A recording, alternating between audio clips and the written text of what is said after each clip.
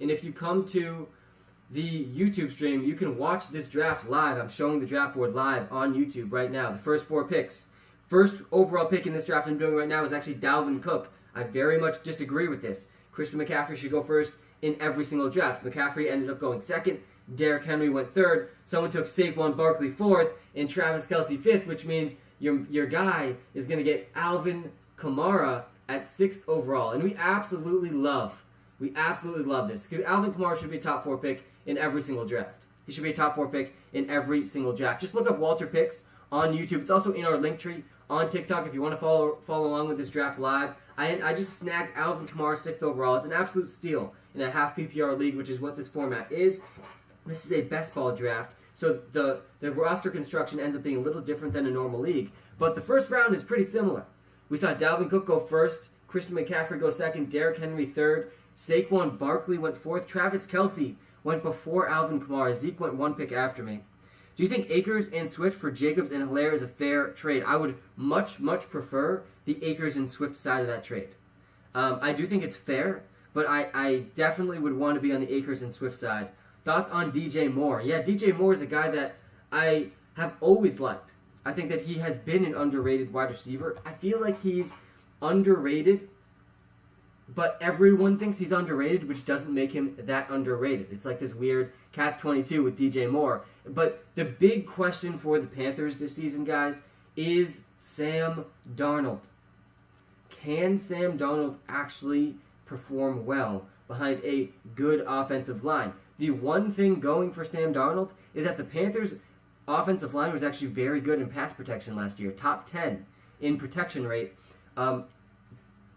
last season. And it's very much the same offensive line last season. And Sam Darnold was atrocious last year. But the one thing he did do well was throwing accurately when he was protected, which wasn't very often because, as we know, anywhere Adam Gase goes, bad football follows. So he's going to benefit massively from the Adam Gase effect.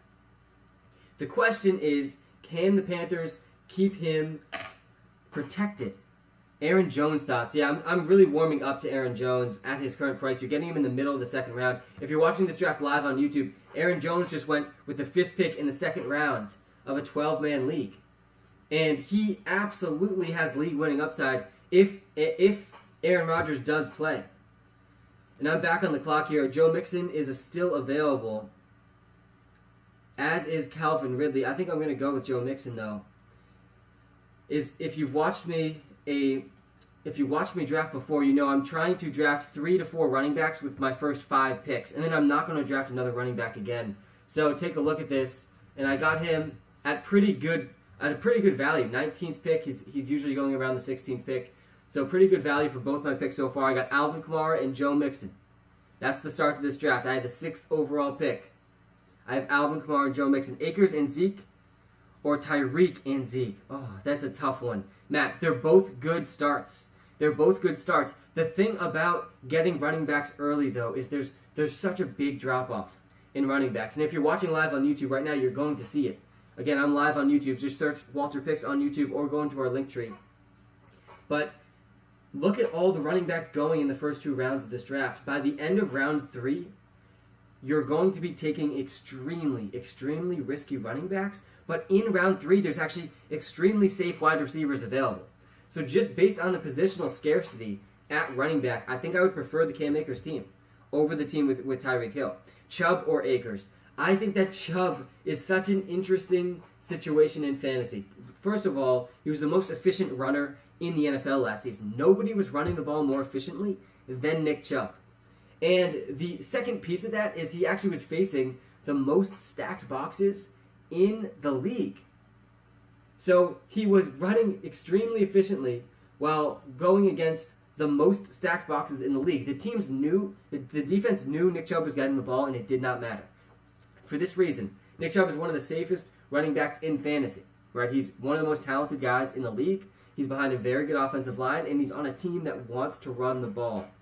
But the upside absolutely is capped because of Kareem Hunt. And we see DeAndre Swift get snagged 1 pick before me, which means I'm going to be going back to the well here.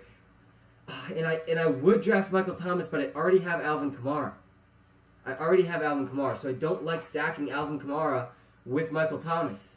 And this is the worst part about drafting Alvin Kamara. I now can't take Michael Thomas in the 3rd round. So I'm going to take Scary Terry instead. I'll take Terry McLaurin. And I in most settings I would draft Michael Thomas first, but because I already drafted Alvin Kamara, I'm going with Terry McLaurin instead. Give me an internship now. I've been trying for months. I know you see me. We have done a little over 200 interviews in the last 3 months. So you did miss the window a little bit for the application round, but there will be future positions available at WalterPicks, and we'll be announcing a lot of the people that we are bringing on in the coming weeks, which is very exciting. Who is your sleeper for this year's draft? There is a lot of sleepers I have for this year's draft, but I think the number one sleeper for me is Damian Harris. Damian Harris is basically the last starting running back being drafted. You're getting him in the 7th or 8th round. And the real reason I'm in on Damian Harris is the offensive line for the Patriots.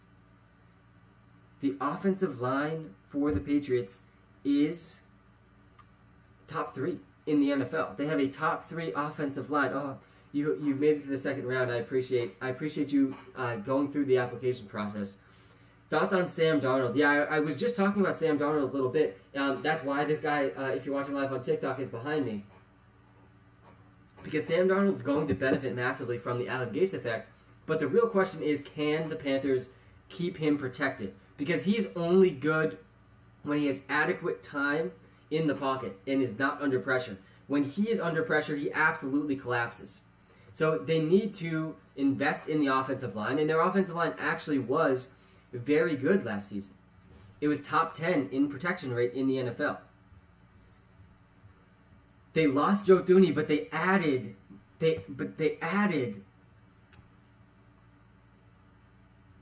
offensive linemen that are Trent Brown, better than Joe Thuney, and they should be back to full health. Patrick Mahomes is still on the board here. I'm on the clock. I'm not going to take him though. I think I'm going to go with Jamar. I'm going to go with Tyler Lockett actually instead. I do really like Tyler Lockett in these best ball leagues. I feel like I won't be drafting him as much in season-long leagues, but he's going to have a few 40-point weeks again. And that's all I really need from him in a best ball league for him to pay off. If you're watching live on TikTok, guys, I'm starting to talk myself into DeAndre Swift. I would have taken him in the 3rd round here instead of Terry McLaurin. If you're watching live on YouTube, I'm showing the draft I'm doing right now live on YouTube. I'm trying to win $1 million, guys. I think I have a legit shot to do it with my strategy. I've taken two running backs so far. I'm only going to probably take one more. I have Alvin Kamara and Joe Mixon. I took Terry McLaurin and Tyler Lockett in the 3rd and 4th round. T. Higgins, look how early T. Higgins just went in the early 4th round before Jamar Chase. I don't think I've seen that yet, but there's been a lot of positive reports coming out about T. Higgins, so he's going to keep moving up draft boards. Trent Brown, great, but getting heavily overrated. Yeah, I mean, he is great. I think that he's not like Hall of Fame level offensive lineman, but Trent Brown with the rest of the Patriots offensive line can legitimately be a top 3 unit. And if they are, the Patriots are going to be more run heavy than I think people realize, and Damian Harris is going to be the one that benefits. Only thing about Swift is they signed Jamal Williams. Yes, thank you for getting me back on track with DeAndre Swift, because DeAndre Swift, I have flip-flopped on him a couple times. When I first started drafting, I was avoiding DeAndre Swift at all costs. We saw those reports about Jamal Williams. They're going to ride the hot hand at running back, whatever that means, and the team is going to suck.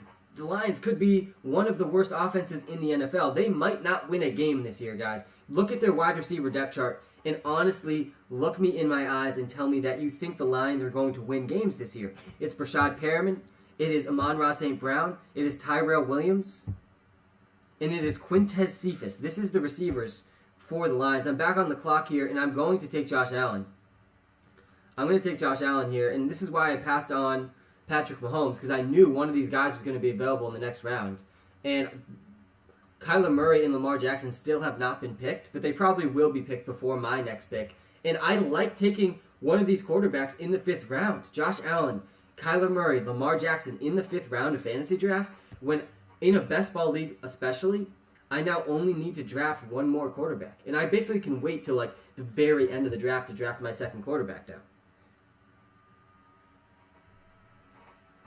I'm loving Michael Carter. Yeah, the thing about Michael Carter, guys, is how confident are we that he's actually going to get consistent volume? Because there's actually a lot of running backs there. And they have definitely not been very open about who is going to lead that backfield and carry. So that is why you're getting Michael Carter late in drafts. You're getting him after Damian Harris. You're getting him in like the 9th or 10th round. So the cost is pretty reasonable for Michael Carter. And I agree that the upside is there. He's got a very, very good speed. And the competition is there, but the competition isn't that great. He's not going against anything that special. But that doesn't mean he's going to get a big workload. I think that the most likely outcome for Michael Carter is a few big games throughout the season, but more likely than not, he's going to see between like 5 and 12 touches per game, which is not going to be enough for consistent. Nick Sperry, how's it going, my man? Good to see you in here. Nick, I hope you're ready for the fantasy draft this season, because I've already done, Nick, 120 fantasy drafts. I've already done 120, and I'm going to do probably 120 more before we officially draft. Reports are that Carter is the 1, Tevin is the 2, and Ty Johnson is the 3. That is consistent with what I have seen too. But the real question isn't the order. The real question is how much are they going to play the number 1 guy over the number 2 guy? If it's a consistent rotation where nobody's playing more than 2 drives in a row, then none of them are going to have fantasy value. It's going to be extremely hard to predict, and it's going to be hard to know which guys you want to start each week. I'm about to be back on the clock here, and I was right. We did see Kyler Murray and Lamar Jackson get picked right after Josh Allen, which is good to see. And I'm going to take Kareem Hunt as my last running back. This is a really good value for him, too. I'm getting him in the 6th round. I've taken him, I think, in the 5th round in some drafts. And if we look back at the ADP, I got him 7 picks after average draft position. And I'm done drafting running backs now. Alvin Kamara, Joe Mixon, Kareem Hunt. That is a firepower running back squad. If they can all 3 of them stay healthy, these are all the running backs that I'll need in this league. So I'm liking this a lot. I haven't drafted a tight end yet, so I'm going to have to look there with my next picks. I like to only draft 2 tight ends, which means I got to draft them somewhat early. Sounded good. Came from TikTok. Thank you, man. What do you think about JT going 11th? Yeah, Jonathan Taylor is... Let me go back to the draft board here for everyone watching live on YouTube. I'm doing a live draft on YouTube. You can literally come see the draft board if you join the YouTube live stream. Just look up WalterPicks on YouTube. And if you haven't subscribed to the YouTube channel yet, guys, if you're watching live on YouTube, hit that subscribe button, hit that like button too. That actually helps me out a ton, more than you realize. Who are some players you won't even think of drafting? Well, we saw Jonathan Taylor go 11th in this draft. That's a steal. Let me answer that question first. That's an absolute steal. I've seen him go as early as 6th. If he goes 11th, I mean, this is like where I would feel very comfortable drafting Jonathan Taylor. We saw Clyde go very early in this draft too. I think this is more realistically where he should be going. But in most drafts, he's actually going in the back end of the 2nd round or the beginning of the 3rd round. So I like Clyde Edwards-Helaire in the 2nd round, guys, for all the reasons I liked him last year. Best offense in the league, good receiver, good offensive line, no competition. If Darrell Williams does not take the goal line carries away from Clyde, he's going to return value in the 2nd round. There's just no questions about it. But some players that I'm avoiding at all costs, I'd say at a more macro level, I'm just avoiding the running back dead zone in round 4, round 5. Look at the running backs that are being picked in round 4 and round 5. Most of those guys are going to be busts. Mike Davis, David Montgomery, Miles Sanders, Josh Jacobs, Myles Gaskin. These are like fringe starters on their teams, but how confident are we that they're actually going to hold the starting job for the entire season? I'm not that confident. And especially when you look at the wide receivers getting drafted around them, you start to see exactly why we should be avoiding running backs in those rounds. Dallas Goedert is the best tight end available, but it's a little early. Let's take a look at the receivers. I think I'm going to go with Jerry Jeudy here before I take Dallas Goedert. My 3rd wide receiver. Jerry Jeudy and Courtland Sutton are becoming very good values, guys, in drafts. Courtland Sutton is a guy I think I like a little bit more than Jerry Jeudy, but look at the air yards for Jerry Jeudy last season. He was a good deep threat, and he struggled with drops. I think he had a little bit of a disappointing rookie season, but what he put on tape is still pretty exciting. I think Jerry Jeudy is going to be really good in the league for a long time. What competition does Mike Davis have, and why don't you like him? All right, let me take a step back here. I do like the story that's shaping behind Mike Davis. I like, right? He doesn't have really any competition. The guys behind him are very bad. Cordero Patterson literally might be the number 2 running back on the Atlanta Falcons. But you're spending a pretty high pick to get Mike Davis, and you're drafting him around very good receivers. This is more the argument for me about taking receivers instead of running backs in round 4 and 5. It's less about the specific players. I think there is a good story behind Mike Davis, but let's also take a step back and look at what Mike Davis really is, right? He is a journeyman running back. He's 28 years old. He's never, ever popped off the page in terms of talent. He's like an average to above average running back with no competition in an offense that's going to be very pass heavy. He is a good receiver. So in PPR leagues, I think I can talk myself more into Mike Davis. But in the draft I'm doing right now, live on YouTube, Mike Davis was picked in the 4th round next to Jamar Chase and Cooper Kupp and Tyler Lockett and Deontay Johnson and Adam Thielen and Josh Allen, all of which are way, way, way safer picks than Mike Davis. This is basically my case against Mike Davis. It's less about Mike Davis and more about the guys being drafted around Mike Davis. Jeudy and Sutton need someone to throw to them, LOL. Yeah, Ethan, you're right. They do. And I'm really hoping it ends up being Aaron Rodgers, but that's probably not going to happen. If Aaron Rodgers was on the Broncos, man, both those guys would absolutely ball out. But I do think Teddy Bridgewater is an upgrade for them over Drew Lock. And I do think that Teddy Bridgewater is going to be the starting quarterback for the Broncos. Morning, Ryan. How's it going, my man? Good morning. Ryan, you missed our Michael Carter talk. I'd love for you to chime in. I'm not that excited about Michael Carter because I feel like there's going to be a big rotation, at the running back position all season for the Jets. Even if Michael Carter is the number 1 running back, I'm going to take Tyler Higbee, with this pick in the 8th round, and hopefully I can get Logan Thomas with my next one, and then I won't have to draft another tight end again in this draft.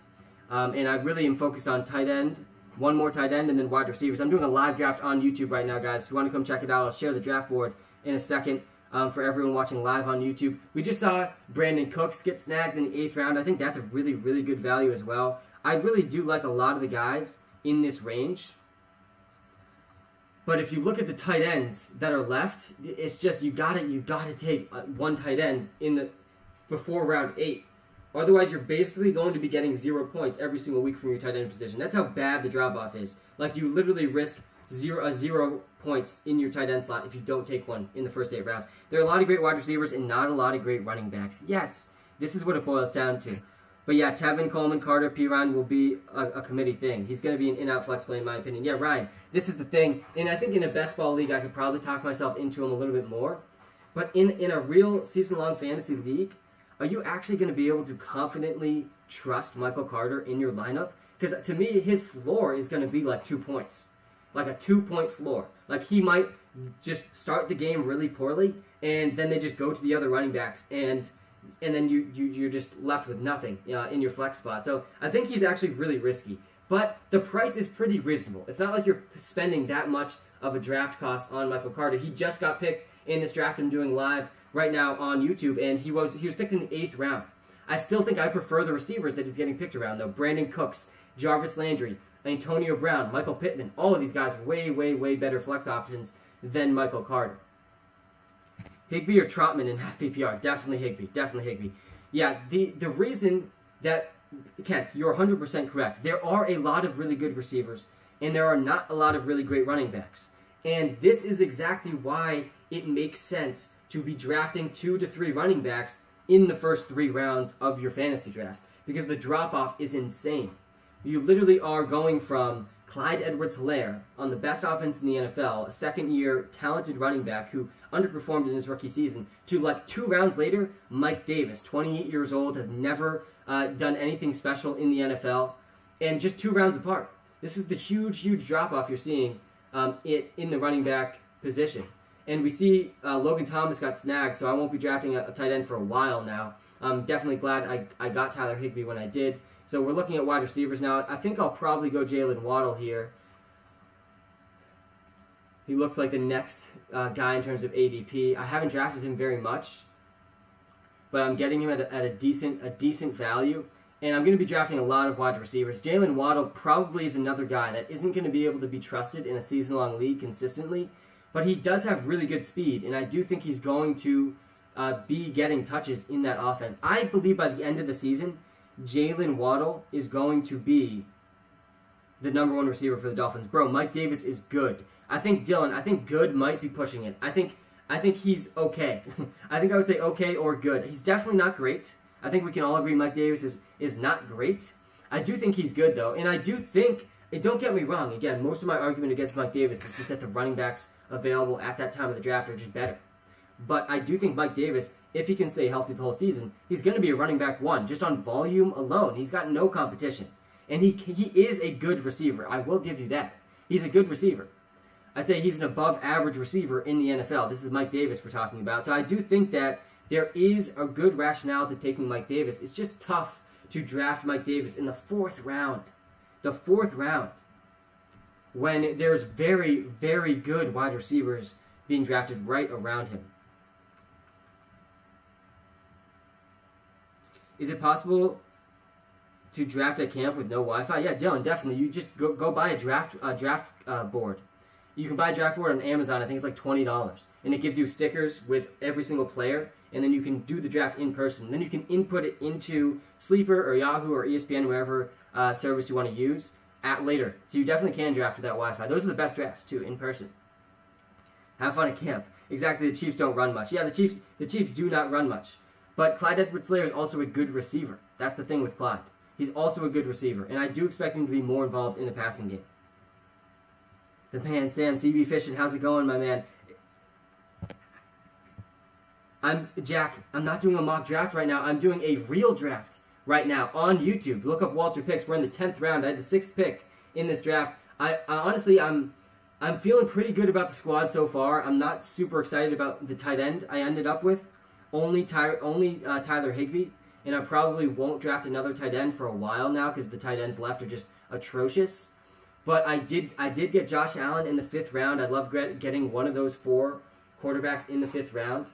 Patrick Mahomes, Josh Allen, Kyler Murray, Lamar Jackson, all of these guys have really, really high upside.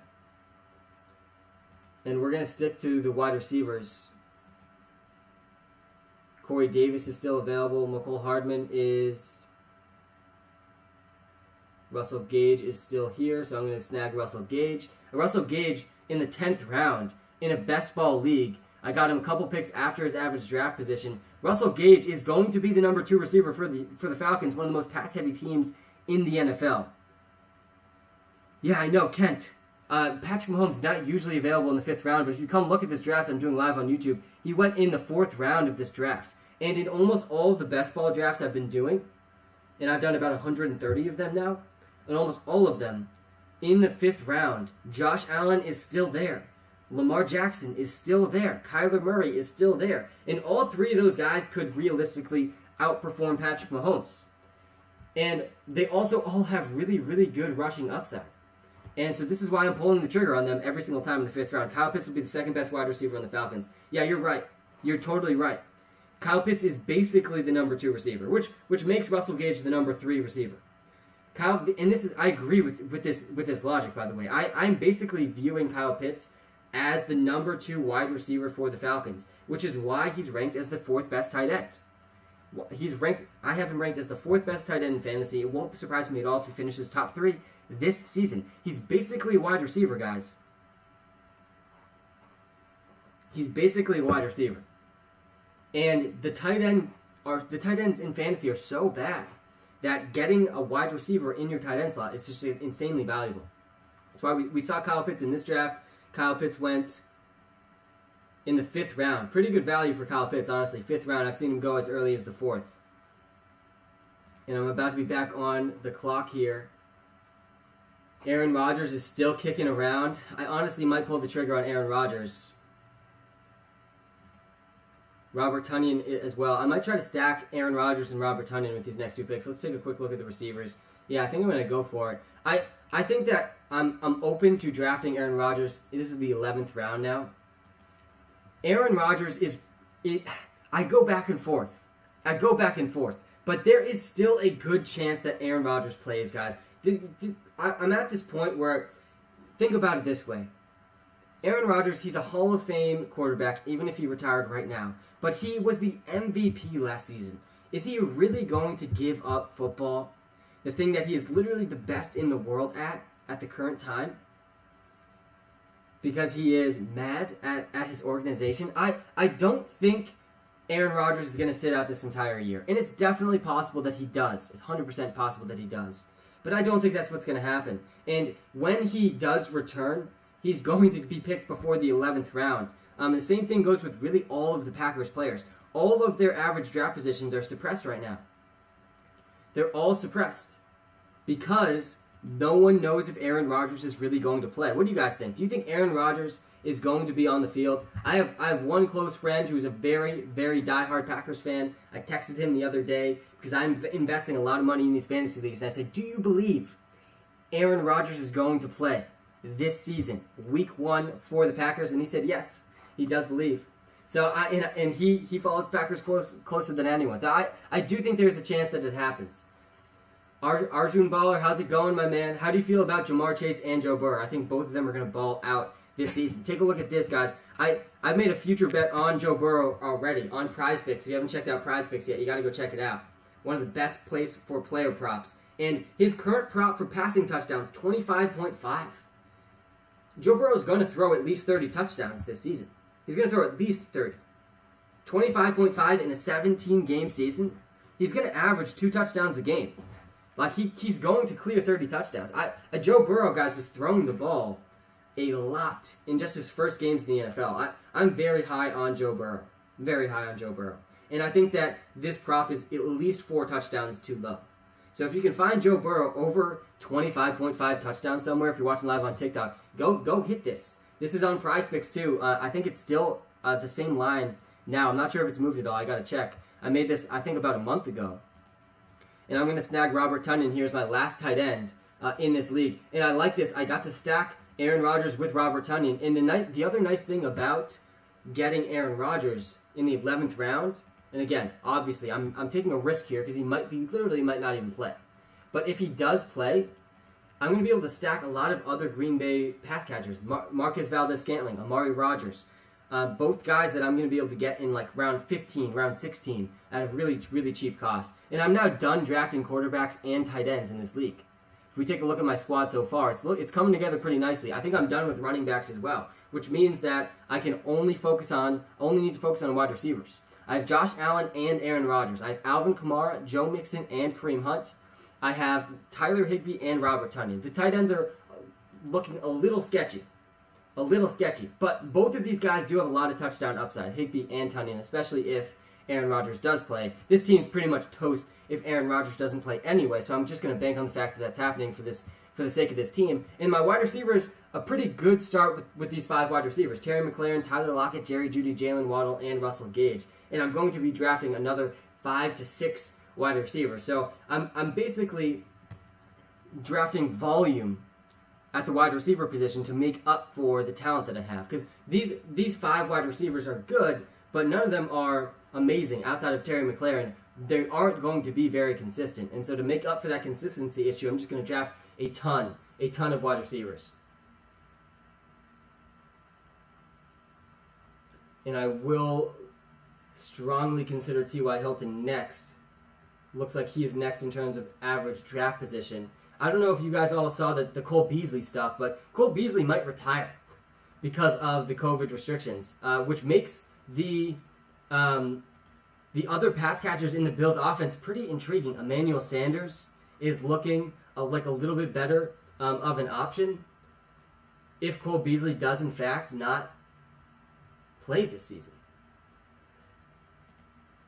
You take a look at the Lions receivers. Literally all of the Lions receivers are still available, which is absolutely insane. We have Rashad Perriman still available. We have Tyrell Williams still available. We have Quintez Cephas still available. And is Amon-Ra St. Brown still available? He must have gotten snagged. Someone took Amon-Ra St. Brown, I think. But we have these other 3 guys still available. Yeah, we saw Amon-Ra St. Brown get picked in the 12th round. That's pretty early. Take Netherlands over 1.5 and thank me later. Aiden. Aiden saying we should take Netherlands over 1.5. Is James Robinson still valuable? I'm starting to think that James Robinson is becoming a little bit of a value. We saw him get picked in this draft I'm doing right now. James Robinson was picked in the 6th round. I think that's still too early for me. But I've seen some leagues where he's going more like the 8th and 9th round. And in the 8th and 9th round, he's still really good. He still is going to be involved. The upside is certainly capped. He's not going to be involved as much as a receiver. So for that reason, I'm not that excited about him. But in the 8th and 9th round, I think I can talk myself into James Robinson. But not in the 6th round. I would prefer Kareem Hunt over James Robinson. And I did take Kareem Hunt 2 picks before James Robinson in the draft I'm doing right now live on YouTube. We got looks like 5 picks left. I think they're all going to end up being wide receivers. Look, we saw 2 lines. The 2 lines receivers both went in round 14. I'll take Quintez Cephas later in this draft. I think any of the 4 guys could end up being the number 1 receiver on the Lions. I think that most likely TJ Hawkinson and DeAndre Swift actually lead the team in targets. But Quintez Cephas is still going to be in the running for their number 1 receiver. And I think I'm going to go with Sterling Shepard here to actually... He's next in terms of average draft position. I haven't drafted him very frequently. But I'm taking him right around his cost, which is good. The receivers left obviously are nothing amazing. But again, I'm drafting a lot of them. I just need a few spike weeks out of all of these guys. This is a best ball league. I don't need to make start-sit decisions. My best lineups inputted for me automatically at the end of each week. So roster construction is really everything. Jacoby Myers gets picked.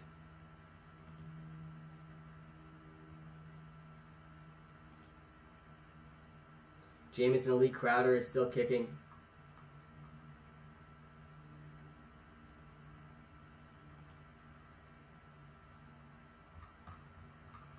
Go back to the draft board here. I'll get back to some of the comments now that we're heading towards the end of this draft and I don't need to pay as much attention. Early draft today. No, we are doing an early draft today. I'm building up my live streaming stamina, guys, because we aren't that far away from football season. We are like 70-ish days away from football being on real football, like regular season football being on our television screen. We're only like 40 days away from just football being on our TV screen with a real preseason. Preseason's coming. Russell Gage and Elijah Moore late in best ball. Yes.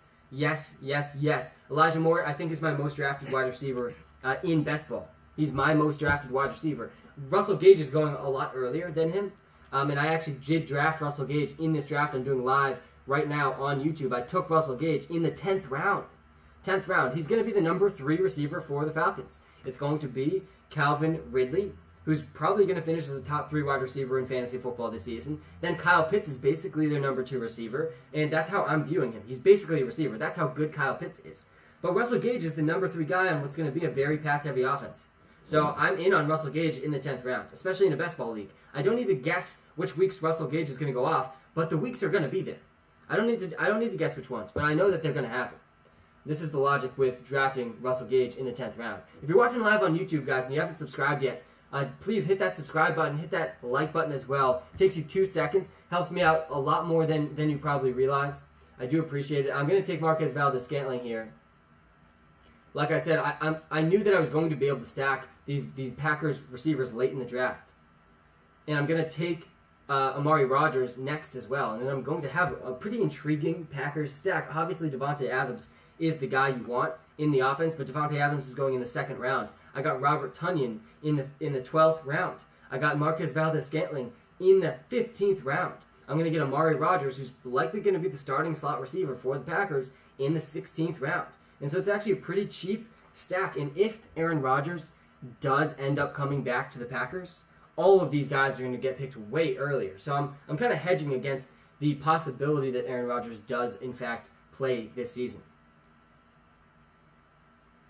I'm a Jags fan. J-Rob and Etienne is going to be similar to Chubb and Hunt.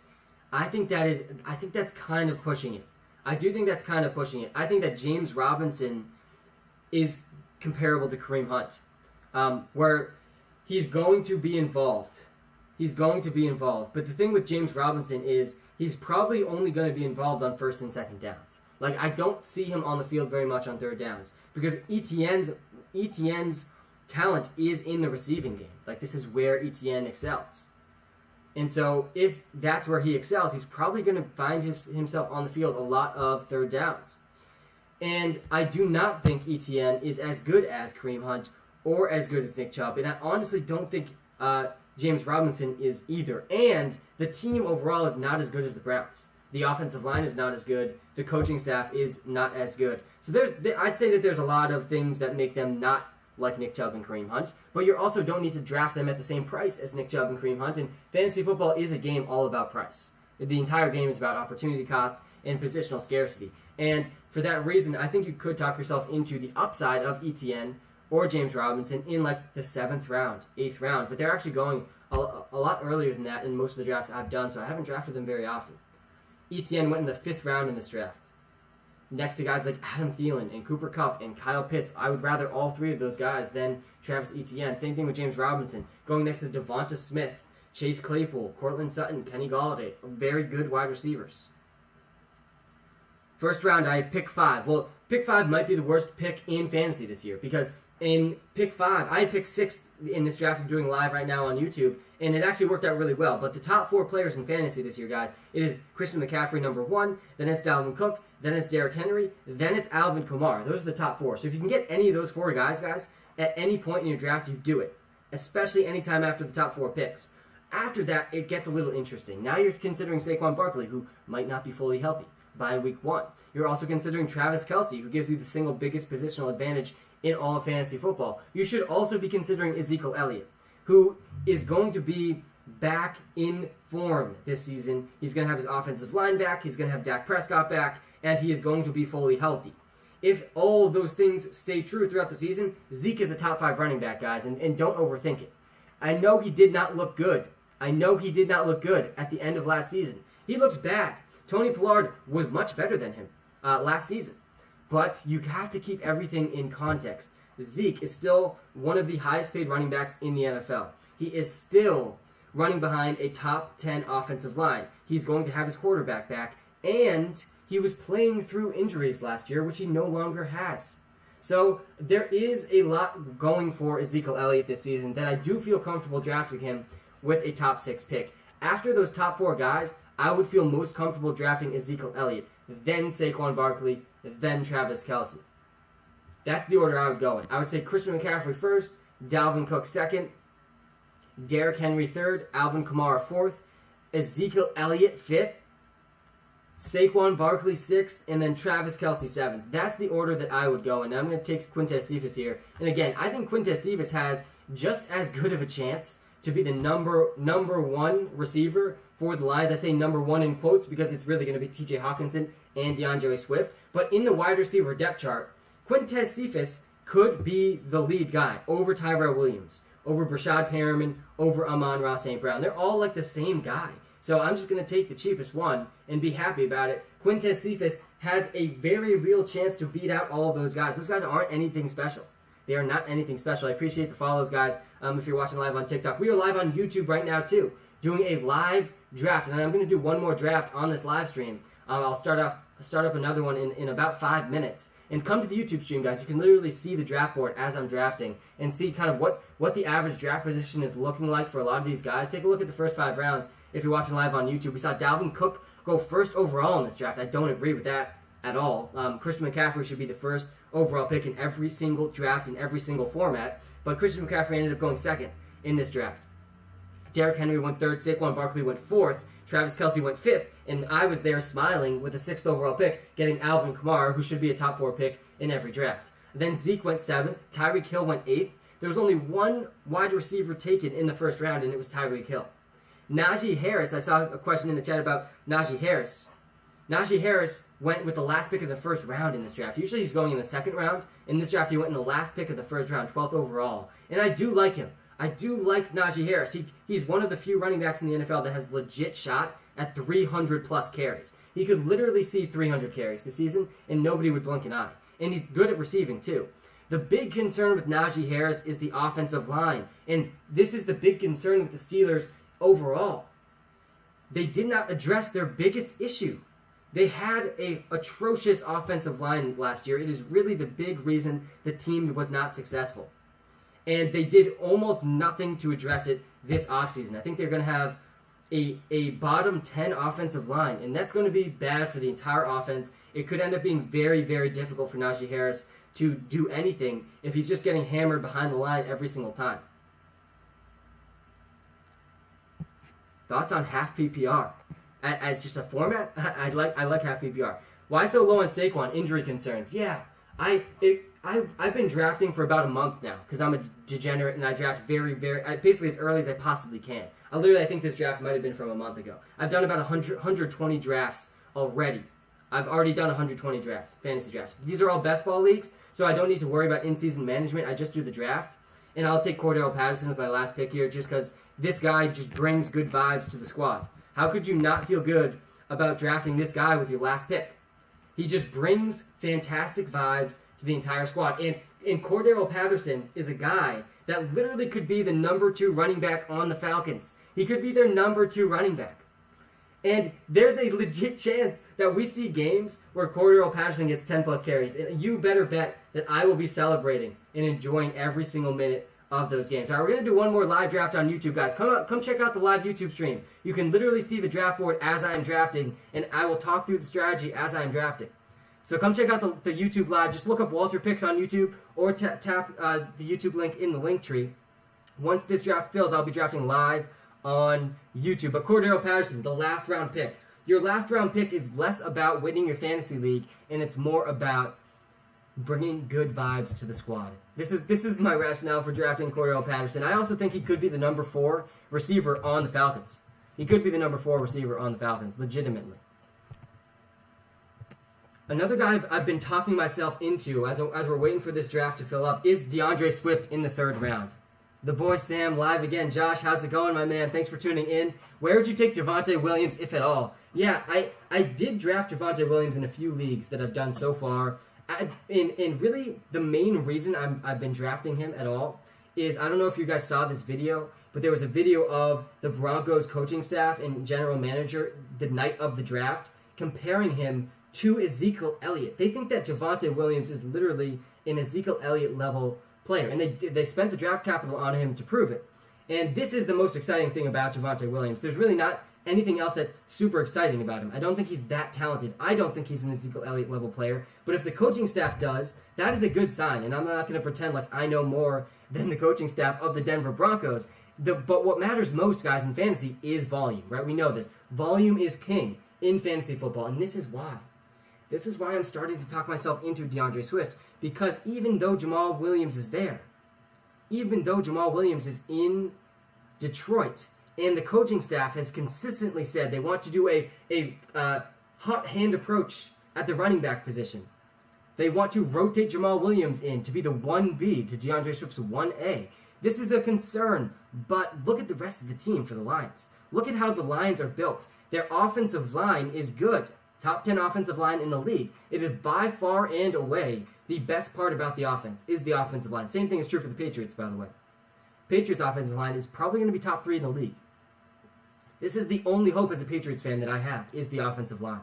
But back to the Lions for a second. DeAndre Swift, guys, he could legitimately see 100 targets this season. Look at the wide receivers.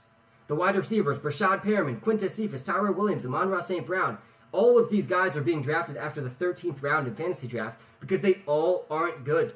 They are all basically the exact same archetype of receiver. They can run straight line vertical routes. They are nothing special. Jared Goff is not going to be able to make them special. And for that reason, TJ Hawkinson and DeAndre Swift are going to get a lot of volume in the passing game. And this is really the argument for drafting DeAndre Swift in the 3rd round. Devonta Smith. Too bad they got Goff throwing the ball. Well, if Goff checks down to DeAndre Swift enough, that'll be enough. That will be enough to return value. Someone mentioned Devonta Smith, and I want to pull up this really quickly. I've done about 130 drafts so far, and these are the receivers I've drafted the most in these drafts. Take a look at who's first. Devonta Smith, guys, if you're watching live on TikTok, if you're watching live on YouTube, I can actually pull this up on YouTube as well. Come check out the YouTube live stream, guys, and if you do, I appreciate you.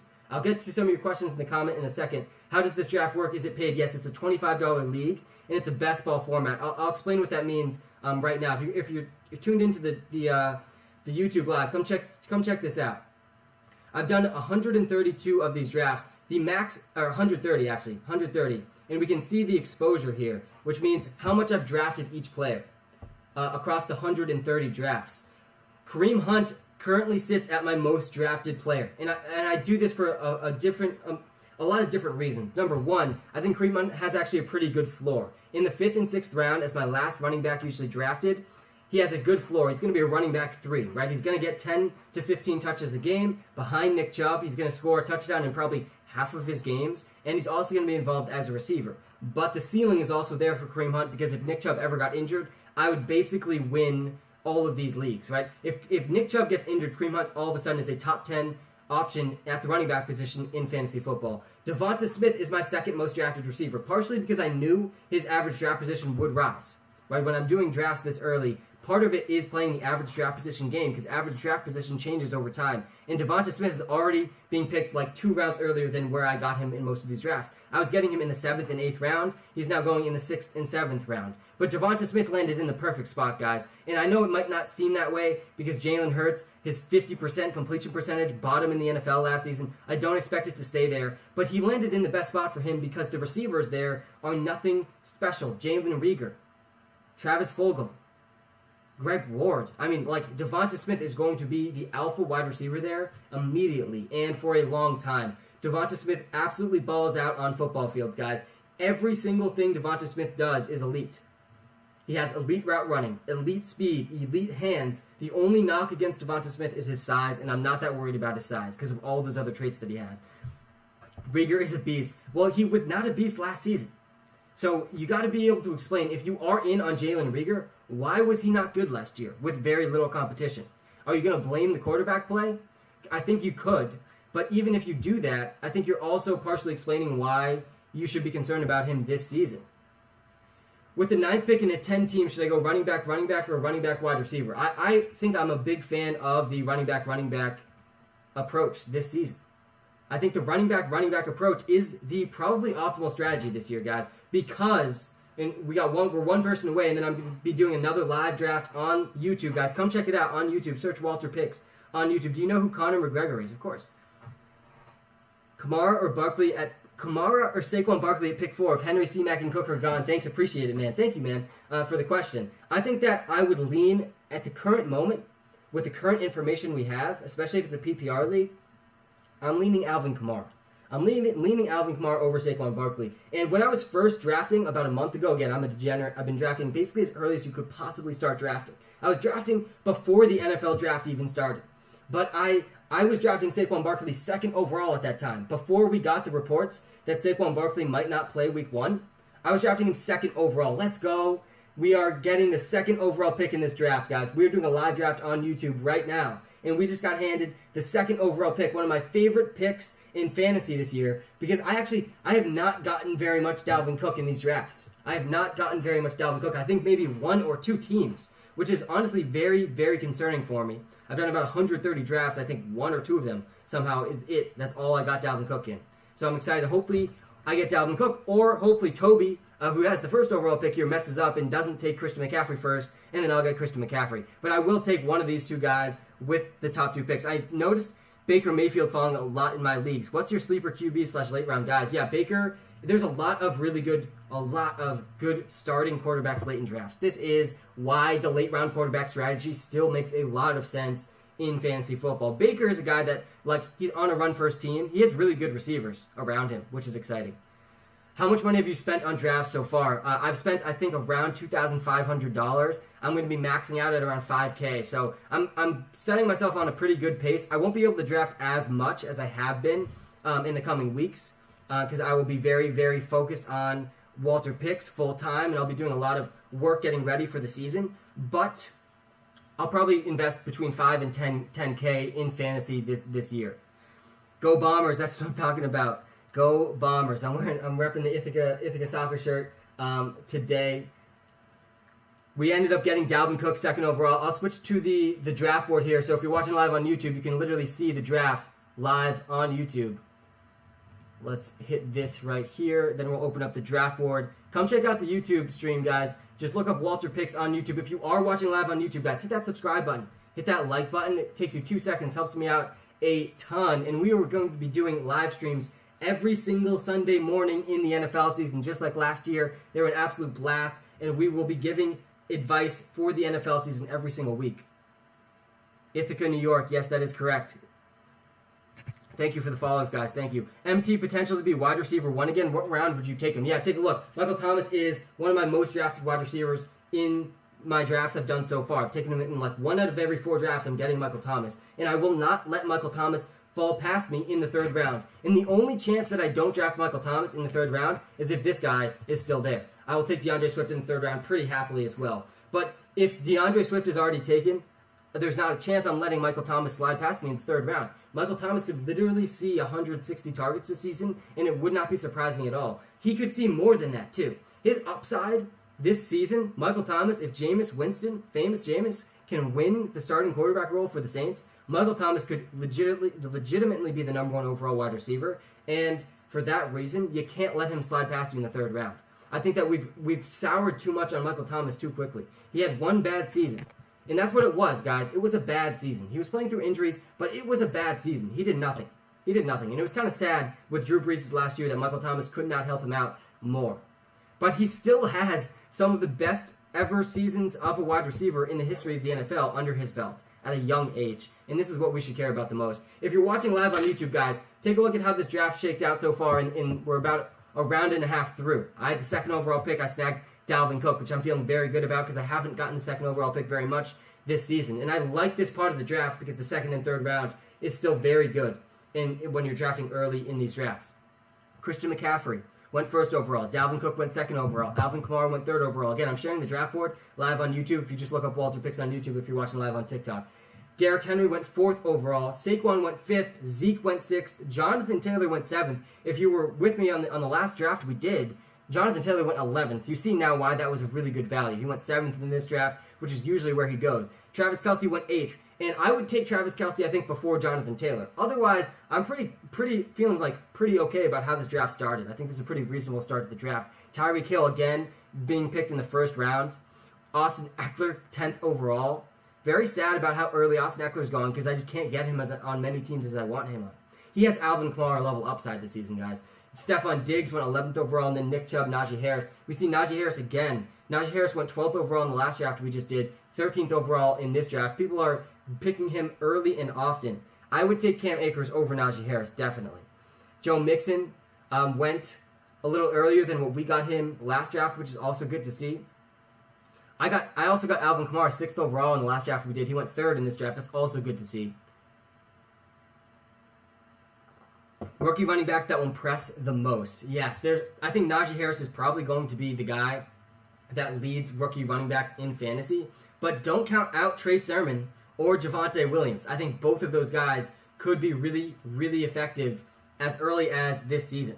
Javonte Williams, and I really hope I can get Clyde here. We'll see who this guy takes. I'll take Clyde or Darren Waller very happily with this pick.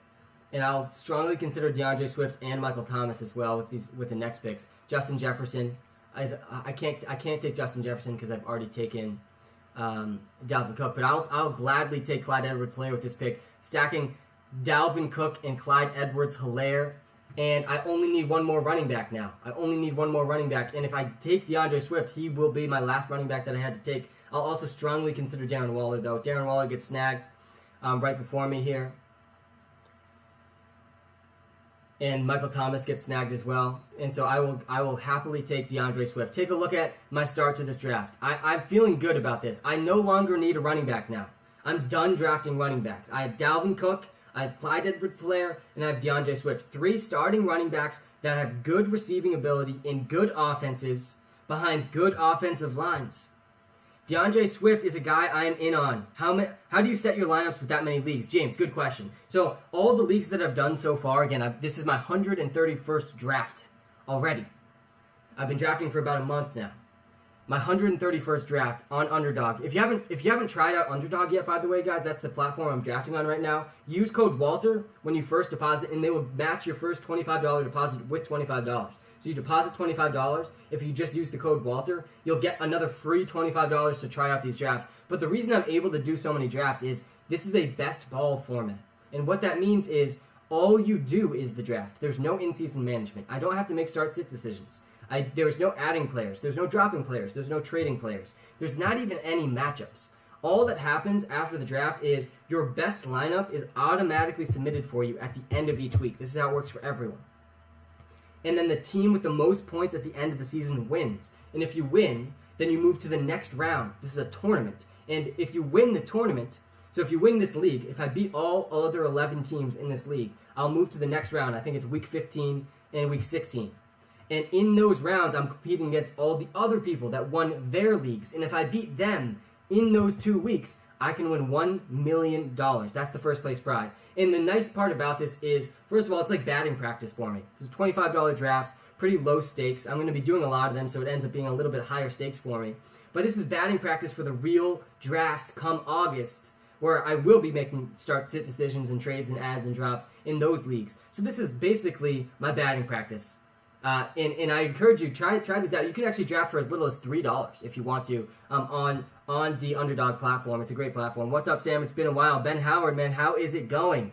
Best ball. Yes, that's what I'm talking about. Thoughts on Joe Burrow in the late rounds? Yeah, he's going actually relatively late. You're getting Joe Burrow in like round 7, 8, 9. And it's a great value. He's one of my favorite late round quarterbacks, and he's like not late round. And I don't think I fully answered the late round quarterback question someone asked before. But if we look at the quarterback list here, guys, look how late some of these guys are going. You're getting Trey Lance at the 120th overall pick, guys. If there's any quarterback this year that ends up being the Lamar Jackson of 2 years ago, or the Josh Allen of last season, or the Patrick Mahomes of 3 seasons ago, it is going to be Trey Lance. It's going to be Trey Lance. It's going to be Trey Lance. Trey Lance has the tantalizing dual threat quarterback upside tethered to very, very good offensive weapons. All Trey Lance needs to do is win the starting quarterback job, and he's going to be a top 10 fantasy football quarterback with weekly top 3 upside. This is how good Trey Lance could be. And it's going to happen. The question is, when is it going to happen? Not if it's going to happen. It's going to happen, guys. Trey Lance has 90th percentile speed. He has a huge arm. He has Deebo Samuel and Brandon Ayuka the Bazooka and George Kittle, 3 of the best yards after the catch receivers in the league. And he has Kyle Shanahan and a very good run scheme behind him. So, Trey Lance could legitimately be a top 5 quarterback in fantasy if he just starts week 1, which he might not. He might not play until week 12. We don't know, right? We do not know. But based on what the 49ers did this offseason, I bet that Trey Lance is on the field earlier than we expect. They tried to trade Jimmy Garoppolo. They are very much believers in Trey Lance. So I'm liking Trey Lance a lot late in drafts, especially best ball leagues, but even in season-long leagues, I'll be very excited to grab him. And as we get closer to the season, it will become more clear, too, whether or not he will be starting. Kenny Golladay. Yeah, Kenny Golladay is a guy that I'm starting to warm up to a lot, too, and his price really isn't that bad. And they paid him a lot this offseason. He is going to be their alpha number 1 receiver, like very, very, very clearly. All right, let's take a look who's still on the clock for us. I will gladly take one of these guys who will be available with my second pick that's coming up here. I will also gladly take Tyler Lockett. I think I got him in the last draft I did. We got to start looking at, and I can't. The worst part about drafting DeAndre Swift is you then cannot draft T.J. Hawkinson. I don't want both of the Detroit Lions' best players. So I'm going to take Tyler Lockett with this first pick. I'm very happy to take Tyler Lockett at the end of the 4th round again. I don't need to guess which weeks Tyler Lockett's going to go off. I just need to believe there's going to be a few of them, right? This is best ball. I don't need to make start-sit decisions. And we know Tyler Lockett has 40-plus point upside every single week tethered to Russell Wilson. Like, he's going to have another game this season where he scores 3 touchdowns and puts up 150 yards. He had that insane week. I think he scored 60 points in one game last year. That is extremely, extremely valuable in this format, in best ball, especially with the boom and bust guys. And Tyler Lockett is like 3 rounds later than DK Metcalf, 2 full rounds later than DK Metcalf, and it wouldn't be the most shocking thing in the world if he ends up outperforming DK Metcalf. Kyler Murray or Lamar Jackson? I've been leaning towards Kyler Murray a little bit over Lamar Jackson, and the reason, I think that Lamar Jackson has more rushing upside. Yeah, it doesn't make sense if you're taking Swift, you can still take Hawkinson. I think I'm just limiting my upside a tiny bit, stacking a tight end with a running back. And this format is really all about upside, which is why I don't like putting all of my eggs into the Detroit Lions basket. I think that there's a better chance that one of them does really well than that both of them do really, really well. So that's kind of why I don't like drafting DeAndre Swift and TJ Hawkinson on the same team. But you're right. I definitely could. It wouldn't be the end of the world. I'll go back to the draft board here so we can see. But take a look at how these first 5 rounds are shaping out.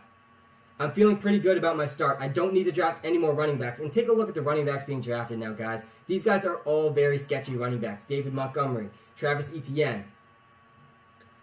And back to why I took Kyler Murray over Lamar Jackson, I don't feel that strongly about this. I think that Kyler Murray, Lamar Jackson, and Josh Allen all have the potential to be the number 1 overall quarterback in fantasy football, and they all could outscore Patrick Mahomes. And so my main strategy is really just try to take the last one of them. But with where my draft pick was here, I had to take Kyler Murray or Lamar Jackson. The reason I like Kyler Murray a little bit more than Lamar Jackson is the passing. Kyler Murray has 300-plus yard upside through the air every single week. And he has pretty good rushing upside as well, at least in the touchdown column. Lamar Jackson's different. Lamar Jackson has 100-plus yard rushing upside every single week, but he's going to have very few games with 300 passing yards because they just run the ball so much. This is why I prefer Kyler Murray a little bit over Lamar Jackson, but I honestly won't be surprised at all if Lamar Jackson ends up as the number 1 quarterback in fantasy football. Like, he absolutely has that upside. They did add Rashad Bateman and Sammy Watkins, which I do think will help the passing game. But they're still going to be probably the most run-heavy team in the league. Akers or Eckler half PPR? It's Eckler. I would go Austin Eckler over Cam Akers, but both of them are really, really, really close in my rankings, right next to each other. And I think both of them have top 5 running back upside. Cam Akers has Todd Gurley level upside. And Austin Eckler has Alvin Kamara level upside. So I like both of them a lot. I don't think you're going wrong with either of them, but I think I would lean a little bit more towards Austin Eckler, who's going to be running behind his best offensive line in his career. Pitts or Hawkinson? It's Pitts. It's got to be Kyle Pitts over TJ Hawkinson. And I'd say TJ Hawkinson probably is a little safer than Kyle Pitts, but Kyle Pitts is basically the number 2 wide receiver for the Falcons. And the fact that you can play a wide receiver in your tight end slot, this is basically how I'm thinking about it with Kyle Pitts. He's going to function as their number 2 receiver. And because of that, you gotta have Kyle Pitts above TJ Hawkinson. In the draft I'm doing live on YouTube right now, Kyle Pitts went a full 2 rounds before TJ Hawkinson. Like a full round before him. I'm about to be back on the clock. So far, I've started out this draft with Dalvin Cook 2nd overall, then I took Clyde Edwards-Helaire in the 2nd round, then I took DeAndre Swift in the 3rd round. Then I followed it up with Tyler Lockett and Kyler Murray. This is a good, strong start for me. I now only need 1 more quarterback. I'm done drafting running backs. I'm going to strongly look at the tight ends available with these next picks, and then I'm going to be hammering wide receiver as always throughout the end of the draft.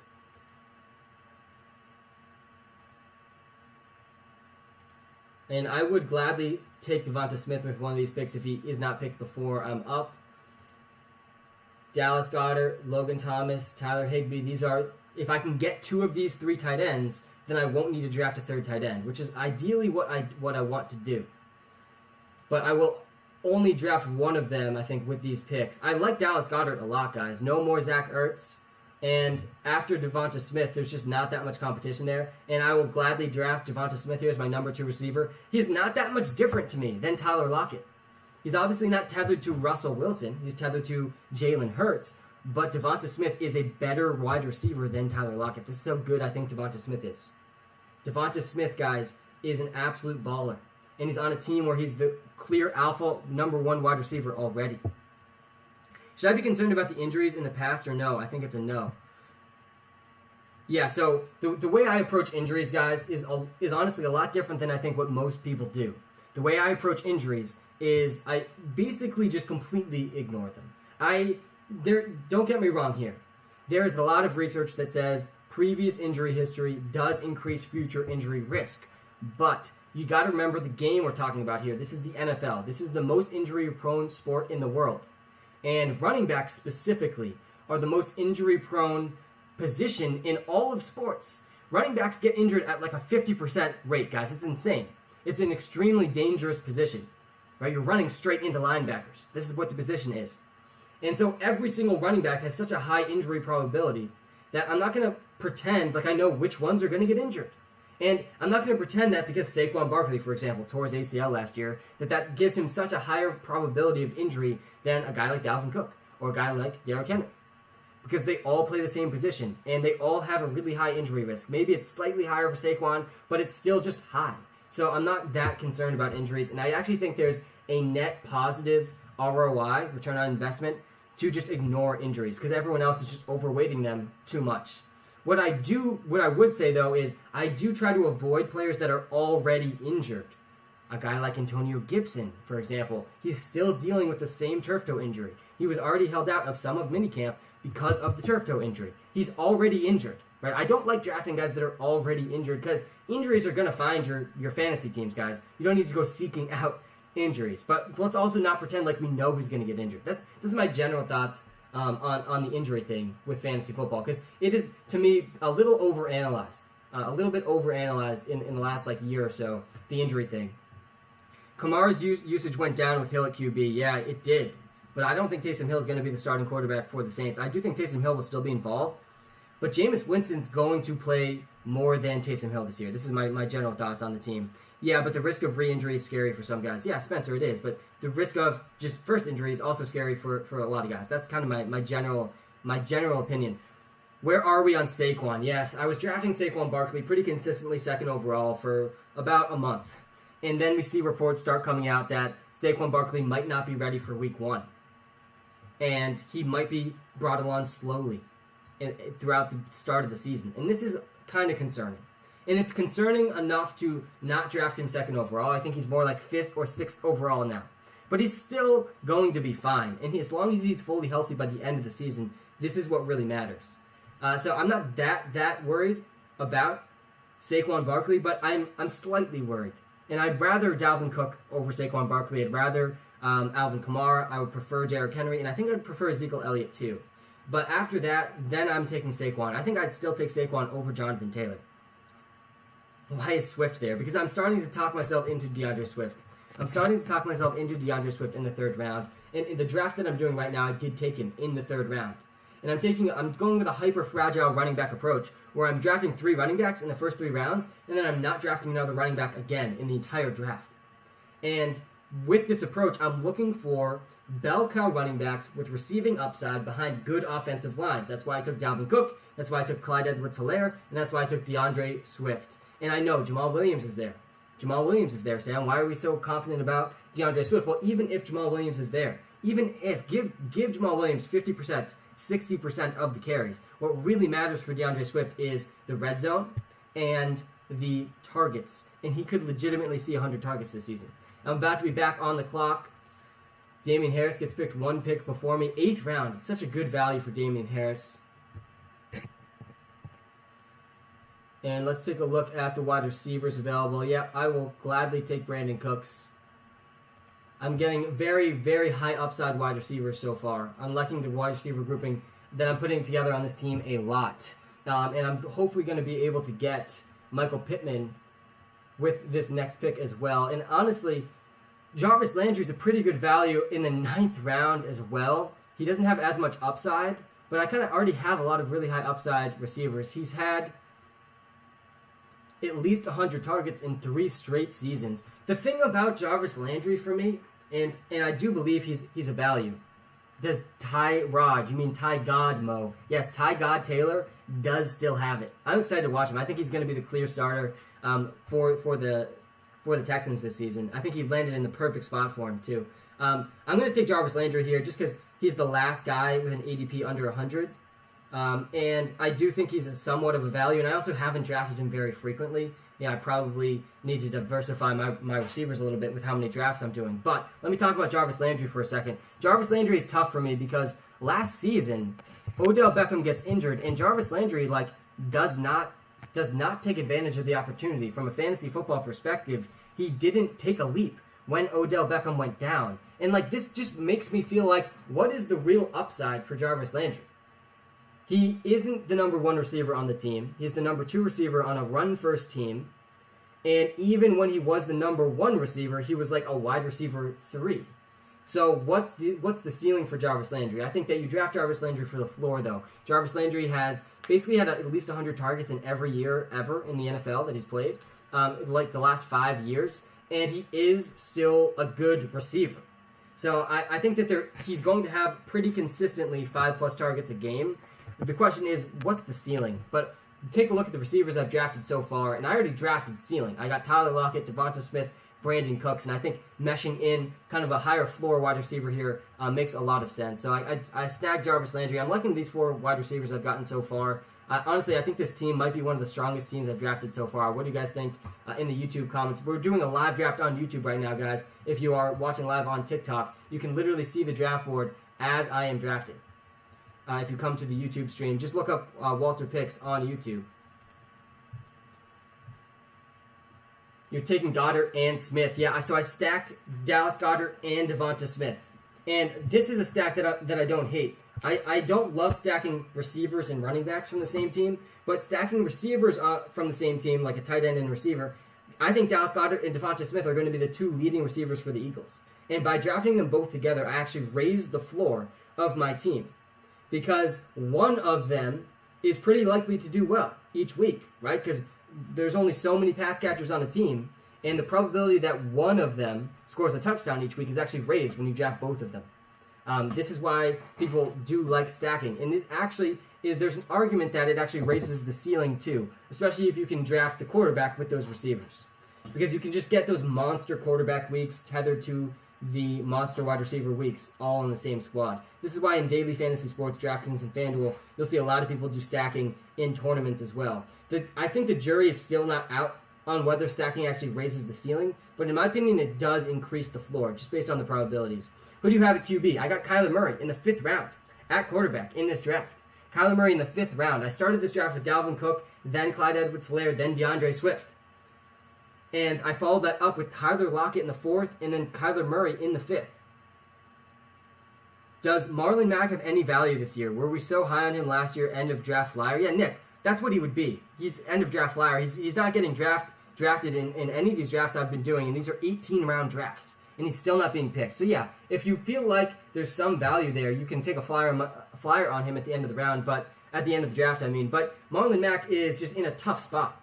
Jonathan Taylor is very clearly good and is going to be the main running back on the team, and Nyheim Hines is still there and is a better receiver than Marlon Mack. So, what's the role for Marlon Mack? Marlon Mack basically needs an injury to Jonathan Taylor to be an actual fantasy football asset, but even if Jonathan Taylor got injured, Marlon Mack would still be splitting time with Nyheim Hines. So, the ceiling is also just not really there. What happened to the last few weeks from Kyler Murray? Are you worried? No, I'm not worried, and they actually added some talent around him this season, and I think that a full offseason with DeAndre Hopkins is only going to help. Tannehill, Burrow, or Stafford? I would probably rank those guys as Burrow number 1, Tannehill number 2, and Stafford number 3, but I like all of them, and I won't be surprised at all if any 3 of those guys has a huge breakout season. But to me, Joe Burrow is going to ball out this year. Jamar Chase, Joe Burrow connection is going to be lethal, and we've already seen all the positive reports about T. Higgins.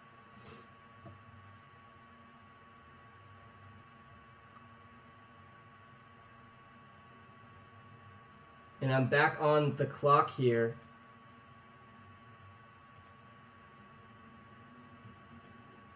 Oh no, I'm going too slow. I'm going with Jalen Reagor. I'm finishing the Eagles stack. I panicked a little there. I felt very rushed. I think I took him a little too early, but that is okay. I finished out the Eagles stack. I need one more quarterback and one more tight end. I honestly kind of wish I did the Aaron Rodgers, Robert Tonyan thing again. I still think I'm going to wait on quarterback. Is Trey Lance still around? Yeah, he is. I think I'm going to wait till next round to try to get Trey Lance. And I think I'm going to continue drafting wide receivers.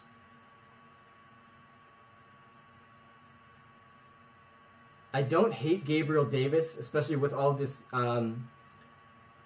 especially with all of the Cole Beasley potential retirement news. But I'm actually going to take Rondale Moore here because I already drafted Kyler Murray. I can stack him. I took both these guys a little earlier than I would have liked, but it's okay. It's okay. I'm building out a very high upside wide receiver group here. Take a look at the receivers I've drafted. If you're watching live on YouTube, I have Tyler Lockett, I have Devonta Smith, I have Brandon Cooks, I have Jarvis Landry, Jalen Reagor, and Rondale Moore. Jalen Reagor and Rondale Moore, both these guys are not going to be consistent.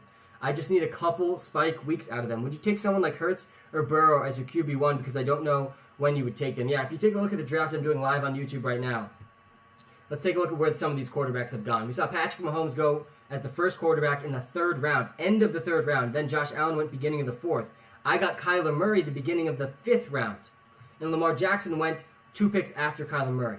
I love getting Kyler Murray and Lamar Jackson in the 5th round. I've been doing this pretty consistently. Dak Prescott also went in the 5th round. Then we saw a full round where no quarterbacks went, and then Jalen Hurts was the next quarterback taken. So 6th or 7th quarterback off the board is Jalen Hurts, and it's because of the rushing upside. People understand now how big of a deal rushing is. That's why he's going so early in drafts.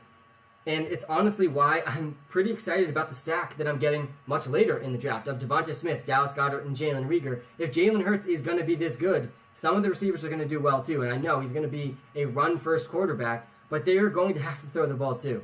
Russell Wilson went right after that, then Justin Herbert. We saw in round 9, this is some really good quarterback value in round 9. You're seeing guys like Joe Burrow, Tom Brady, Ryan Tannehill, Matthew Stafford went in round 10. These are all really good value picks at the quarterback position. Now we're in round 12, or almost in round 12, and Trey Lance is still available. Just got picked, actually, and the very first pick of the 12th round. Guys, if there's any guy that ends up being this year's Lamar Jackson, that ends up being this year's Josh Allen, it's going to be Trey Lance. He just needs to win the starting quarterback role early. New keeper league starting. I have number 2 pick. Who are you taking? I don't think being a keeper league would change my strategy early in drafts. I think that maybe it changes your strategy later in drafts, and you skew to kind of a little bit of the younger guys. But still, 2nd overall pick, you're taking Dalvin Cook, or if the first guy makes a really dumb mistake, then you're taking Christian McCaffrey. Those are the options at 2nd overall. How much do you trust Russ, especially with his division defense? Yeah, that division is terrifying. That division's defense is absolutely terrifying. And it somehow got even better this offseason. But I do think that Russell Wilson's going to be fine. Russell Wilson's one of the greatest quarterbacks of all time. He's one of the most talented quarterbacks we've ever seen, and he's still playing at a very, very high level. The real question for the Seahawks is, will you let Russ cook? Let Russ cook. Put the ball in Russell Wilson's hands. Stop being a run-first team. You shouldn't be a run-first team when Russell Wilson is your quarterback in today's NFL. Today's NFL, it's very clear that passing is the most important thing. It's the most efficient form of offense. So put the ball in Russell Wilson's hands if you actually want to win. This is what the Seahawks should do. And if they do this, then it'll also be great from a fantasy football perspective. Tyler Lockett, DK Metcalf, Russell Wilson, Gerald Everett will all be very good fantasy assets. If they don't do it, Chris Carson's probably going to be a pretty good value. You're getting him in like the 4th round. CMC still the consensus number 1 pick? Yes, 100%. Christian McCaffrey is the obvious consensus number 1 overall pick, and he has to be. He literally 2 seasons ago had the 2nd best fantasy season of all time. All right, I'm about to be back on the clock. I got to focus here. I still need a tight end. Irv Smith's still on the clock. I don't like Irv Smith at all. I do like Gerald Everett. Probably, honestly, a little bit more than Irv Smith, but I'm not going to take Gerald Everett with this pick. If we take a look at the QBs, still available. Tua is still available, but I'm going to continue to wait at quarterback because there's still plenty of guys available there. And I'm going to take Paris Campbell with this pick. Paris Campbell is the most athletic receiver that the Colts have, and he has really only been a bust in the NFL because of injuries. And if he can just get healthy, I do still believe the talent is there for Paris Campbell. I got him right at his average draft position cost too, which is nice. And of course, Toby snacks Gerald Everett right out in front of me. I think I'm just going to take Irv Smith. I don't think I've drafted him really at all in drafts so far. But he's really sliding in this draft, so I'm going to take him. And they've already said, like, Irv Smith is not going to see an increased role in the offense. He's good, He's not going to see consistent volume. Hopefully Dallas Goedert does. I might have to draft a third tight end on this team, though. And I was almost forced to draft Irv Smith just because of the average draft position difference here. Usually he's picked 127th. They got him 147th. Like 20 picks after his ADP. So I'm not terrible. I still might have to draft a third tight end, though, because I missed out on that middle tier of tight ends. So we will see what's available with my next picks. Who do you got as best defense this year? Yeah, it's going to be Washington football team or the Rams. I won't be surprised at all if it still ends up being the Rams. I think the Bears are in contention as well. The Bears defense is going to be really, really good. I also think the Browns, guys. The Browns have a very intriguing defense as well. Where do you rank Najee Harris? Yeah, so if we go back to the first round of this draft I'm doing live on YouTube, and if you're watching live on YouTube, guys, thank you. Hit that like button, hit that subscribe button. I appreciate you tuning in. I'm having a lot of fun on these live streams. I'll be wrapping up this live stream at the end of this draft, but it has been a great time. And if we look at the first round of this draft, we see Najee Harris picked with the first pick of the second round. He was the eighth running back, ninth running back off the board, and this is pretty consistent with what I've seen so far. I would rank him closer to 10. I would take Cam Akers before Najee Harris. I would definitely take Nick Chubb, Austin Eckler, Jonathan Taylor, Zeke, and all the other guys that were already picked in this draft before Najee Harris. Joe Mixon versus Najee Harris is a really, really tough one. I think that Najee Harris seems like the safer pick, but is he really? Najee Harris has a worse offensive line than even Joe Mixon, and we know the offensive line for the Bengals has been a huge issue there for a long time. It's just as big of an issue for the Steelers, though, guys. It was the biggest weakness of the team last year. Never trust Joe Mixon. I know, Steven. This is why it's so hard to draft Joe Mixon, because he has killed us in fantasy for 3 consecutive seasons. In every season, it is the same story with Joe Mixon. Workhorse running back. Very, very talented running back. Very little competition. Going to be on the field all 3 downs. The big question for Joe Mixon is, can he stay healthy? Can Joe Mixon stay healthy? If he does, he's going to be a good pick, because he is going to be on the field all 3 downs. He is a very talented running back. He still has no offensive line, though, and this is a concern for both him and Najee Harris, and it's why I would actually prefer Aaron Jones over both of them. Yeah, DeCastro got released. The offensive line is going to really struggle. Jags fan, thoughts on our running backs? They said Travis will play a lot of receiving roles. Yeah, I think Travis Etienne is going to be a very good receiver in the NFL. I'm a little skeptical about how good of a runner he will be, but I do believe he's going to be a good receiving threat for the Jaguars. I think that their best bet is to have James Robinson be at least the first and second down running back still. You have to like what you saw out of James Robinson last season. It was literally the best season ever for an undrafted rookie running back. The best season ever. And I hope that they don't throw him aside. I think that would be a bad move by the Jaguars. James Robinson is good. But I didn't overall love the pick. I think if you're a Jaguars fan, it's exciting. But I don't think spending a first-round pick on a running back was the main need for the team. I think they should have invested in offensive line and in defense.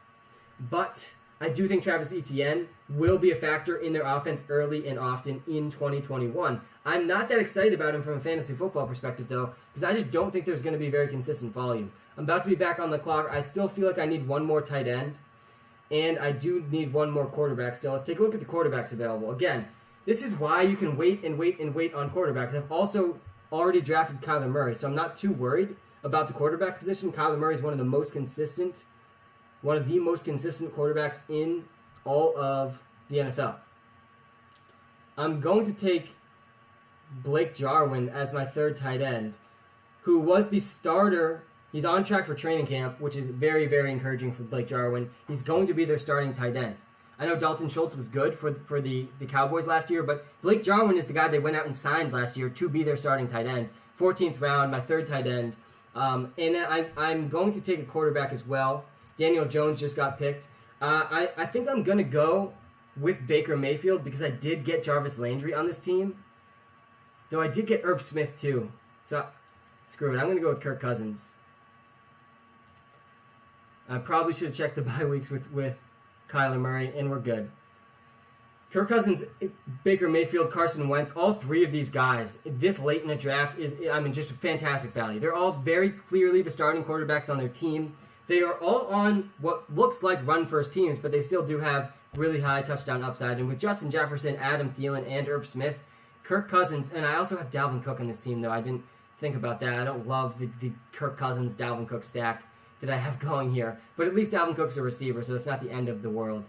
And he's just my second quarterback. This team is going to only succeed if Kyler Murray has a top 3 quarterback level season, so it's not like it's the end of the world. Which quarterback I took, I just needed a second one. All right, I'll get back to some of your questions, guys. Let me change back to the draft board view for a second here, and then I want to answer some of the questions I'm seeing in the chat. We got like 20-ish minutes left on this live stream.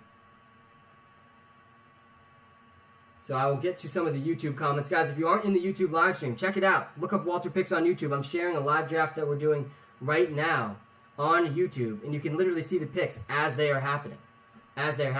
Do you think Cam Akers is worth pick 12? Yeah, I do. Who do you like with the third pick, assuming Cook, CMC are gone, half PPR? Joe, with the third pick, assuming those guys are gone, I'm going with Derrick Henry. In a half PPR league, Derrick Henry is going to... Derrick Henry, guys, the first running back since Barry Sanders to average over 100 rushing yards per game in back-to-back seasons. Think about how insane that is. He averaged over 100 yards per game. The over-under rushing yards at the end of the season, if you were betting on the player props last year, Derrick Henry's over-under rushing yards was like 120. Why not take a shot at Watson? Yeah, the Fantasy Bros, how's it going, man? I don't think that Deshaun Watson's going to play. I don't think he's going to play this season. And I don't want to like a black hole on my team. So I'm not going to take a shot on Deshaun Watson. I think best case scenario for Deshaun Watson is he plays like 4 games. Like he's going to get suspended. The question is how long. And I guess obviously that's not set in stone, right? This is just me completely speculating. And there is still a lot of different things that could end up happening. Like, who knows? The entire cases against him could get completely dropped. That's definitely possible. But at the current moment, with the current information we have, it's looking pretty bleak for Deshaun Watson. And it's been weird that we haven't really gotten any reports about it in a while. But that's why I'm just completely fading Deshaun Watson. If you have 6th pick in a 12-man PPR league, who are you taking? Yeah, so I had the 6th pick, actually, in a 12-man half PPR league. Earlier in this live stream, and I ended up getting Alvin Kamara, which is fantastic. If at the 6th pick you can get Christian McCaffrey, Dalvin Cook, Alvin Kamara, Derrick Henry, any of those guys, you got to do it. You got to pull the trigger. But usually those 4 guys are already gone, and then you have to start thinking about Ezekiel Elliott and Saquon Barkley. Zeke and Saquon are both very good options with the 6th overall pick. Where do you rank Gaskin? Yeah, so Myles Gaskin's being picked in the running back dead zone. I think that Myles Gaskin is an intriguing workhorse running back where the Dolphins had every chance to get another running back this offseason. And all they did was went out and got Malcolm Brown. And I don't think we should just scoff at the Malcolm Brown signing, though. I think Malcolm Brown's going to be involved in the offense, and I think he's going to have a pretty valuable role. I think Malcolm Brown's going to be the goal line running back for the Dolphins. And this brings up a little bit of a concern for Myles Gaskin because he's going to need that goal line work to return value at his 5th round. He's going in the 4th or 5th round, the running back dead zone, which is the worst place to be drafting running backs. And it's not because I don't like Myles Gaskin or I don't like Mike Davis or the other running backs going around that area. The reason I don't like drafting running backs in that area is the receivers are very good in those rounds, much better than the running backs. You're going to draft Mike Davis over Tyler Lockett. You're going to draft Mike Davis over Jamar Chase, over T. Higgins. You're going to draft Myles Gaskin over a consistent wide receiver producer. I don't really see it. I'm going to take Scantling again. He's been one of my most drafted receivers, I feel like, recently.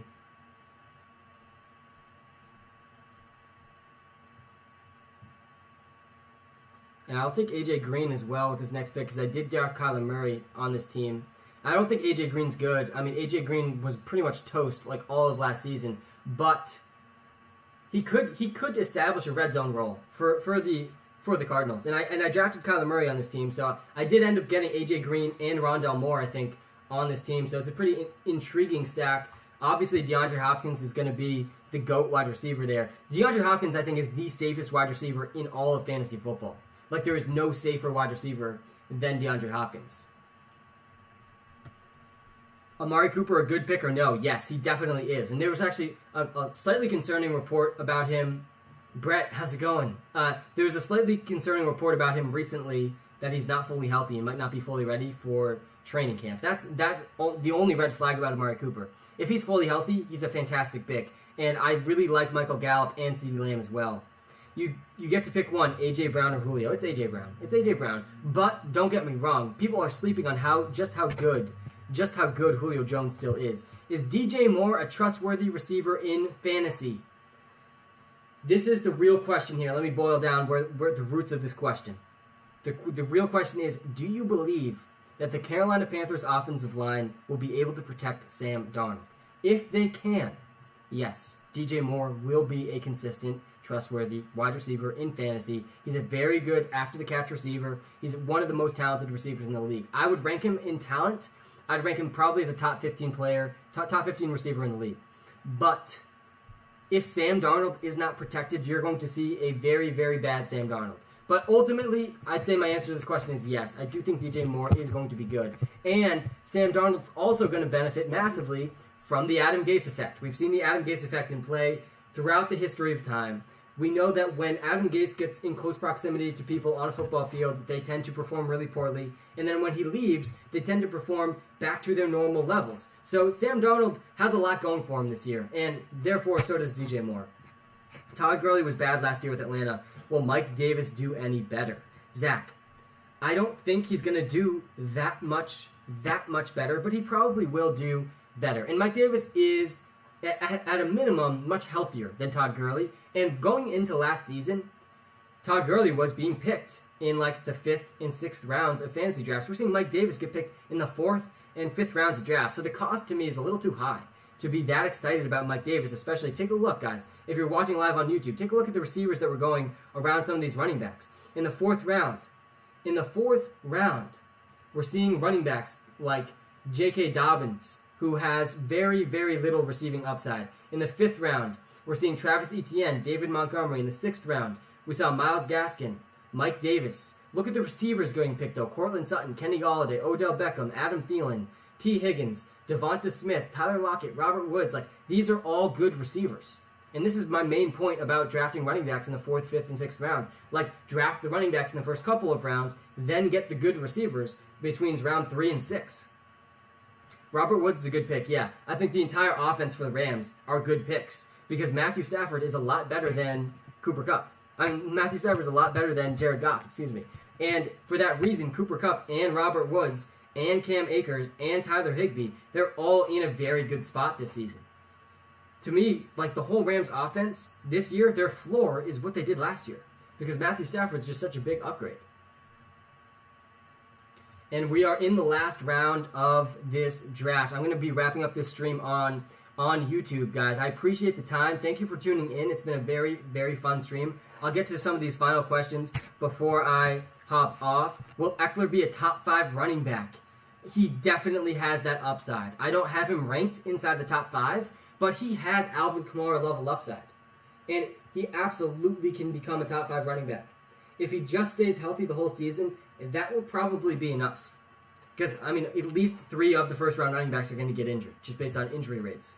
So, yeah, Austin Eckler definitely can be a top 5 running back. Okay, what is happening in the Chicago backfield? David Montgomery is going to be the first and second down running back. Tariq Cohen and Damian Williams are going to mix in on third downs. And for this reason, David Montgomery is being drafted way too high.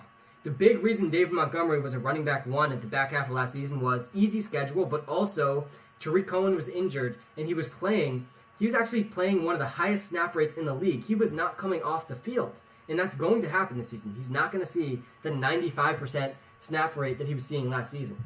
And for that reason, I'm out on David Montgomery. I'm out on him in terms of fantasy football. I still think he's a good running back, but I'm definitely not interested in him in fantasy. And we'll wrap this team up how we've wrapped up most of my teams, drafting Cordero Patterson with my last pick. And let's see how the squad came together. Cordero Patterson's going to bring fantastic vibes to the whole squad.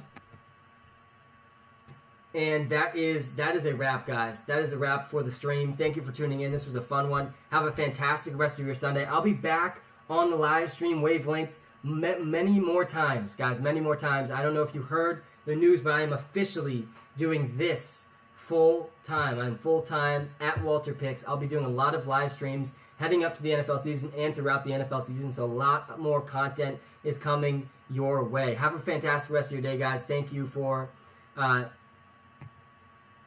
thank you for tuning in.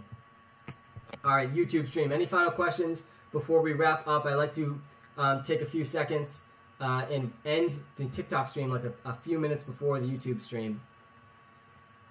I thank you guys for tuning in. This was a really, really fun stream. I will be back live probably on Tuesday or Thursday. I think I'm going to start streaming pretty consistently Tuesdays, Thursdays, and Sundays. But I'll be making that schedule public soon. I'm actually going to be able to schedule in advance live streams on TikTok too, so you'll be able to check it out there. Guys, have a fantastic rest of your Sunday. Thank you for tuning in.